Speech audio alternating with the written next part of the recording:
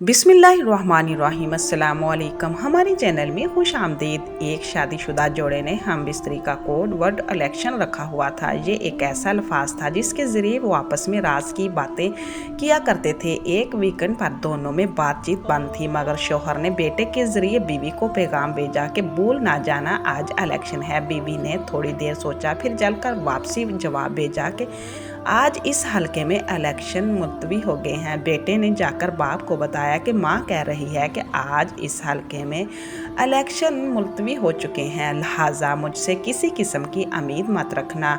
शौहर ने थोड़ी देर मनसूबाबंदी की और फिर सोच कर बेटे से कहा कि जाकर माँ से कहो कि अगर यहाँ इलेक्शन नहीं होंगे तो मैं किसी और हलके में जाकर वोट डाल आऊँगा।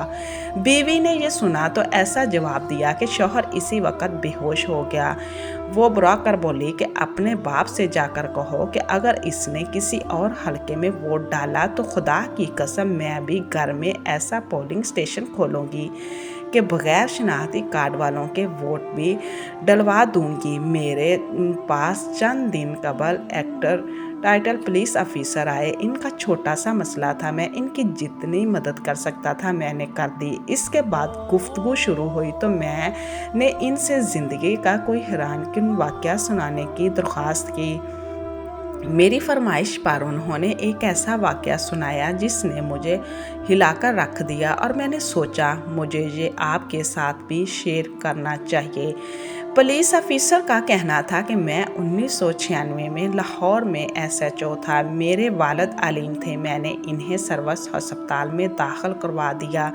सर्दियों की एक रात में ड्यूटी पर था और वालिद हॉस्पिटल में अकेले थे। अचानक इनकी तबीयत ज़्यादा ख़राब हो गई और वो उल्टियाँ करने लगे। मेरे ख़ानदान का कोई शख्स इनके पास नहीं था। वो 2 मरीज़ों का कमरा था। इनके साथ दूसरे बेड पर एक मरीज़ दाखिल था। इस मरीज़ का अटेंडेंट मौजूद था। वो उठा, इसने डस्टबिन और तौलिया लिया, मेरे वालिद की मदद करने लगा।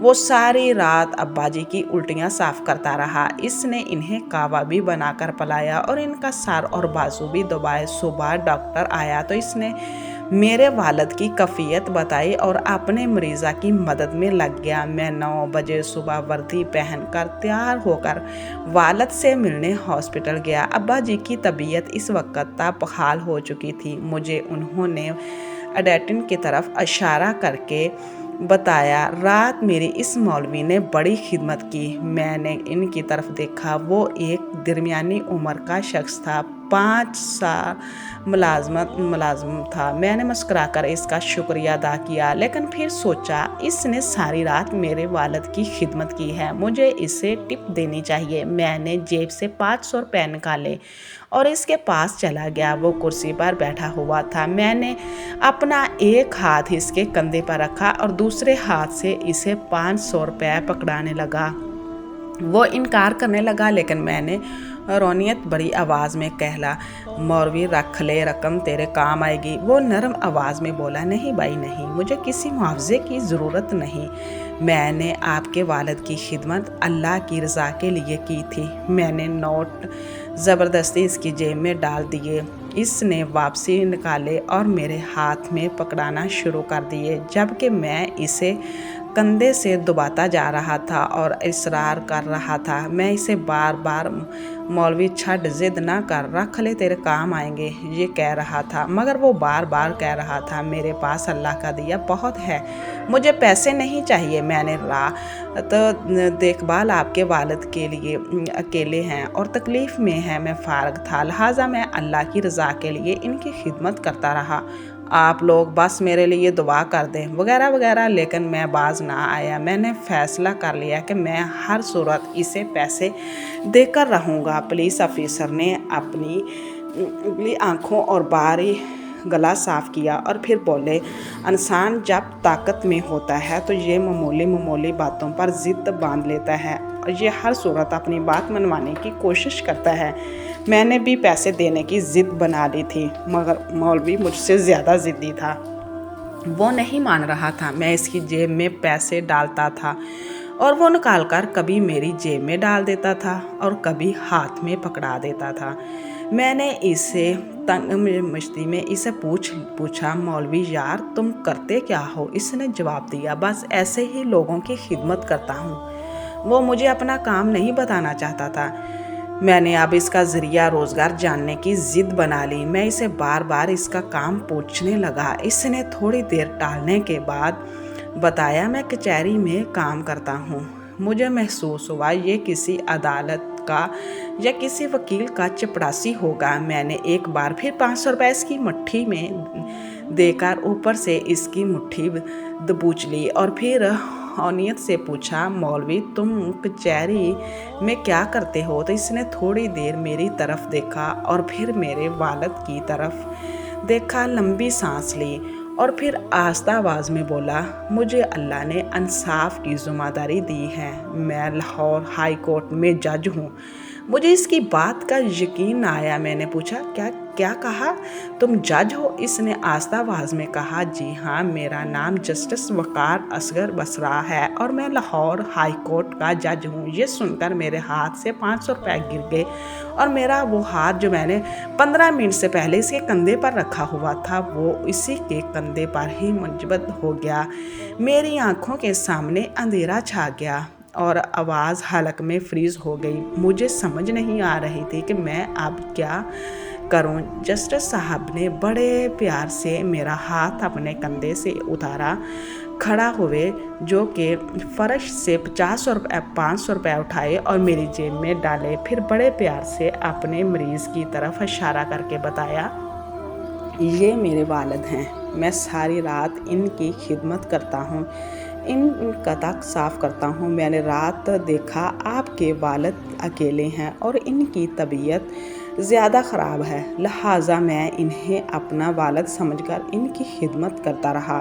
اس میں شکریہ کی کوئی ضرورت نہیں۔ یہ سن کر میں شرم سے زمین میں گڑ گیا کیونکہ میں صرف SHO تھا اور میرے پاس والد کے لیے وقت نہیں تھا اور میں نے انہیں اکیلا ہسپتال میں چھوڑ دیا تھا، جبکہ ہائی کورٹ کا جج پوری رات اپنے والد کے ساتھ ساتھ میرے والد کی بھی خدمت کرتا رہا اور ان کی الٹیاں بھی صاف کرتا تھا۔ میرے لیے ڈوب مرنے کا مقام تھا۔ میں ان کے پاؤں میں گر گیا مگر اس عظیم شخص نے مجھے اٹھا کر سینے سے لگا لیا اور وہ پولیس آفیسر اس کے بعد رونے لگے۔ میں نے ان سے پوچھا کیا آپ کے اس کے بعد جسٹس صاحب سے دوبارہ کبھی ملاقات ہوئی؟ تو وہ روندی ہوئی آواز میں بولے بے شمار، میں نے زندگی میں ان سا اچھا دیانتدار، ایماندار اور نڈر انسان نہیں دیکھا۔ ان کا پورا نام جسٹس ڈاکٹر وقار اصغر بسرا تھا۔ انہوں نے SD کی ایک پاکستان اور دوسری جامعۃ الزہرا مصر سے دوسری PhD کے لیے انہوں نے باقاعدہ عربی زبان سیکھی تھی۔ انہوں نے اس کے علاوہ وہ ملکی بین الاقوامی قوانین پر 24 کتابیں لکھی تھیں۔ وہ ان تمام کے ساتھ ساتھ تیزی سے مقدمات نپٹانے میں مشہور تھے۔ چیف جسٹس جس مقدمے کا فوری فیصلہ چاہتے تھے وہ مقدمہ جسٹس وقار اصغر بسرا کی عدالت میں لگ جاتا تھا۔ میں خاموشی سے سنتا رہا۔ پولیس افسر کا کہنا تھا کہ جسٹس صاحب غریب خاندان سے تعلق رکھتے تھے۔ LLBA کے بعد مجسٹریٹ بھرتی ہو گئی۔ محنت کی عدالت تھی وہ جو مجسٹریٹ کے دور میں ان کے پاس کم ہوتا تھا، لہٰذا انہوں نے عدالتی صفحات کی بیک سائڈ پر کلمہ لکھنا شروع کر دیا۔ یہ سارا دن کلمہ طیب لکھتے رہتے تھے۔ شاید اس پریکٹس کا صلہ تھا۔ اللہ تعالیٰ نے ان کی انرجی اور ٹائم میں برکت ڈال دی۔ انہوں نے دوران ملازمت ایک PhD کی پھر عربی زبان سیکھی، جامعۃ الزہرا میں داخلہ لیا اور عدالتی ٹائم کے بعد عربی زبان میں کلمہ لکھ کر مصر سے بھی PhD کی ڈگری لے لی۔ وہ ہر نیا قانون پڑھتے تھے اور اس پر فوری طور پر کتاب لکھ دیتے تھے۔ وہ کتاب بھی خود ٹائپ کرتے تھے اور اس سارے کام کے دوران عدالتی کارروائی بھی متاثر نہیں ہوتی تھی۔ وہ ڈر مقدمات نمٹا دیتے تھے۔ وہ جلد مقدمات نمٹا دیتے تھے۔ انہوں نے پوری زندگی اپنے والد کی خدمت خود کی، ان کا جسم تک خود صاف کرتے تھے۔ والد زیادہ بیمار ہوئے تھے۔ ان کے بیڈ پر پاؤں کے قریب گھنٹی کا بٹن لگا دیا اور گھنٹی اپنے کمرے میں رکھ لی वालिद की ज़रूरत पड़ने पर पाँव से बटन दबा देते थे और वो भागकर इनके पास पहुंच जाते थे। अपनी बेगम को भी वालिद का कोई काम नहीं करने देते थे। मैंने इनसे जस्टिस साहब की ज़िंदगी के मज़ीद वाक़ात सुनने की दरख्वास्त की। पुलिस ऑफिसर हंसकर बोले, एक बार इनकी अदालत में जायदाद के तनाज़े का केस आया। एक तरफ सूटेड बूटेड अमीर लोग खड़े थे, इनके साथ महंगे वकील थे, जबकि दूसरी तरफ एक मखलूक हिलहाल बूढ़ा शख्स खड़ा था। इसका वकील भी मस्कीन और सस्ता था। जस्टिस साहब चंद सेकंड में मामला समझ गए, लिहाजा उन्होंने बूढ़े से पूछा, बाबा जी आप क्या करते हैं? बुजुर्ग ने जवाब दिया, मैं प्राइमरी टीचर हूँ। ये सुनकर जस्टिस साहब उठकर खड़े हो गए और कहा, माशाल्लाह, हमारी अदालत में आज एक उस्ताद आए हैं, लिहाजा ये उस्ताद कुर्सी पर बैठेंगे और अदालत सारा दिन इनके एहतराम में खड़ी होकर काम करेगी। और इसके बाद यही हुआ। वो बूढ़ा उस्ताद कुर्सी पर बैठा रहा, जबकि जस्टिस साहब अपने अमले और वकला के साथ खड़े होकर काम करते रहे। जस्टिस साहब ने सारे मुकदमात निपटाने के बाद आखिर में बूढ़े उस्ताद का केस सुना और 5 मिनट में वो भी निपटा दिया। मैंने इनसे पूछा कि क्या जस्टिस साहब हिजात हैं, और इनका जवाब था, जी। बरस से 500 रुपये के 5 पसीदा नोट निकाले और मेरे सामने रखे और कहा कि ये वो 500 रुपये हैं जो मैं आज भी इन्हें तवीज़ की तरह जेब में रखता हूँ। मैंने नोट उठाए, इन्हें बोसा दिया और इसे वापस पकड़ा दिए। इसने भी वो दोबारा पर्स में रख लिए। वो वाकई तवीज़ थे, उन्हें एक असली इंसान ने छुआ था। प्लीज़ हमारे चैनल को सब्सक्राइब करें ताकि आपको अच्छी वीडियो सुनने को मिले। अल्लाह हाफिज़।